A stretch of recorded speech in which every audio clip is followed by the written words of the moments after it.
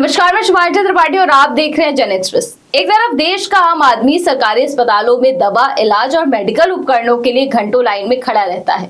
दूसरी तरफ अगर उन्हीं अस्पतालों के नाम पर करोड़ों रुपए की खरीद में खेल हो जाए तो सवाल सिर्फ भ्रष्टाचार का नहीं बल्कि लोगों की जिंदगी से खिलवाड़ का भी बन जाता है। दिल्ली सरकार के स्वास्थ्य विभाग में सामने आया 650 करोड़ रुपए का मेडिकल उपकरण खरीद घोटाला अब सिर्फ एक वित्तीय गड़बड़ी नहीं रह गया है, बल्कि ये जांच उस सिस्टम तक पहुंच रही है जहां फैसले लिए गए, टेंडर पास किया गया, भुगतान हुआ और सरकारी पैसे से निजी फायदे के आरोप लगे। इस मामले में भ्रष्टाचार निरोधक शाखा यानी एसीबी ने बड़ी कार्रवाई करते हुए पूर्व डीजीएचएस डॉक्टर वत्सला अग्रवाल को गिरफ्तार कर लिया है। उनके साथ deputy controller accounts Neeraj Chopra भी गिरफ्तार किए गए हैं। इससे पहले केंद्रीय खरीद एजेंसी यानी सीपीए के पूर्व प्रमुख डॉक्टर विनोद कुमार रंगा भी गिरफ्तारी झेल चुके हैं। लेकिन सवाल इससे भी बड़ा है, क्या ये सिर्फ 2-3 अधिकारियों का खेल था या फिर 650 करोड़ रुपए की इस खरीद में पूरा नेटवर्क काम कर रहा था? क्या सरकारी अस्पतालों के नाम पर जनता के टैक्स का पैसा लूटा गया है? और सबसे बड़ा सवाल कि क्या देश के उन बड़े सरकारी घोटालों की ये नई कड़ी है जिनमें सिस्टम के भीतर बैठकर जनता के पैसों का खेल खेला गया?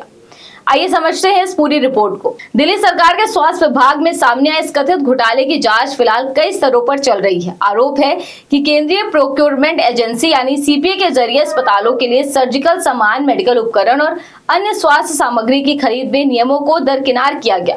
जांच एजेंसियों के मुताबिक कई मामलों में बाजार से कहीं ज्यादा कीमतों पर खरीद हुई, जहां जरूरत नहीं थी वहां भी सामान खरीदा गया।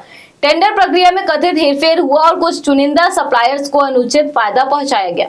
इसी जांच के दौरान एसीबी ने पूर्व डीजीएचएस डॉक्टर वत्सला अग्रवाल और deputy controller accounts Neeraj Chopra को गिरफ्तार किया है। इससे पहले सीपीए के पूर्व प्रमुख डॉक्टर विनोद कुमार रंगा भी पुलिस हिरासत में भेजे जा चुके हैं। जांच एजेंसी अब फाइलों, टेंडर नोटिस, भुगतान, सप्लायर कंपनियों और अधिकारियों के बीच हुए फैसलों की परतें खोल रही है। दूसरी ओर दिल्ली सरकार ने भी सख्त रुख अपनाते हुए 5 फार्मासिस्ट और 2 अधिकारियों को तत्काल प्रभाव से निलंबित कर दिया है। मुख्यमंत्री सीएम रेखा गुप्ता ने साफ कहा कि भ्रष्टाचार के खिलाफ सरकार की जीरो टॉलरेंस नीति है और किसी भी दोषी को बख्शा नहीं जाएगा। लेकिन ये पहली बार नहीं है जब सरकारी खरीद व्यवस्था सवालों के घेरे में आई हो। देश ने इससे पहले भी कई बड़े खरीद घोटाले देखे हैं। याद कीजिए कॉमनवेल्थ गेम्स घोटाला, जहां खेलों की तैयारियों के नाम पर उपकरणों और निर्माण कार्यों में भारी अनियमितताओं के आरोप लगे थे। राष्ट्रीय ग्रामीण स्वास्थ्य मिशन यानी एनआरएचएम घोटाला, जिसमें स्वास्थ्य योजनाओं के बजट और खरीद प्रक्रिया को लेकर गंभीर आरोप सामने आए थे। चारा घोटाला, जिसमें सरकारी खजाने से फर्जी बिलों के जरिए करोड़ों रुपए निकाले गए। कोयला आवंटन मामला, जिसने पूरे देश की राजनीति को हिला दिया था। 2G स्पेक्ट्रम विवाद, जिसने सरकारी संसाधनों के आवंटन को लेकर बड़े सवाल खड़े किए। और हाल के वर्षों में कई राज्यों में मेडिकल उपकरण, दवा खरीद और कोविड काल के दौरान पीपीई किट तथा ऑक्सीजन उपकरणों की खरीद को लेकर भी अलग अलग स्तर पर जांच और विवाद सामने आए थे। हर घोटाले में एक बात समान रही है, सरकारी पैसा, सरकारी व्यवस्था और जनता का भरोसा। इस बार भी जांच का सबसे अहम पहलू यही है कि क्या खरीद वास्तव में जरूरत के हिसाब से हुई थी या फिर जरूरत को कागजों में बढ़ाकर सरकारी खजाने को नुकसान पहुंचाया गया। सूत्रों के मुताबिक एसीबी अब उन वेंडरों से भी पूछताछ कर रही है जिन्होंने मेडिकल उपकरण और दवाओं की सप्लाई की थी। जांच एजेंसी भुगतान के record, bank roll, tender file, अनुमोदन प्रक्रिया और संबंधित कंपनियों के बीच संभावित संबंधों की भी पड़ताल कर रही है। माना जा रहा है कि आने वाले दिनों में इस मामले में और गिरफ्तारियां भी हो सकती हैं।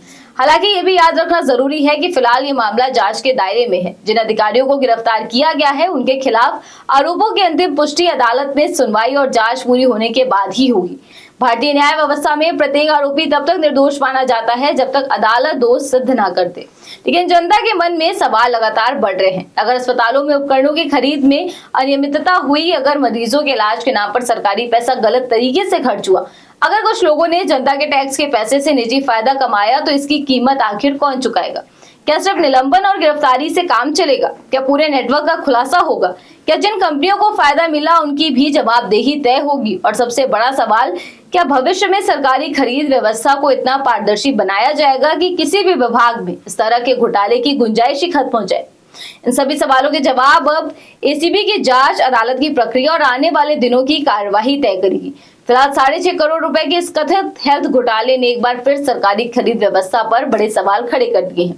आने वाले दिनों में अगर जांच की आंच और ऊपर तक पहुंचती है तो कई और बड़े नाम भी सामने आ सकते हैं। इस पूरे मामले पर आपकी क्या राय है? क्या भ्रष्टाचार पर सिर्फ कार्यवाही काफी है या सरकारी खरीद व्यवस्था में पूरी तरह पारदर्शिता लाने के लिए नए कानून और कड़ी निगरानी की जरूरत है? आज इस खबर में बस इतना ही। ऐसी और खबरों को जानने के लिए आप जुड़े रहिए जन एक्सप्रेस के साथ। धन्यवाद।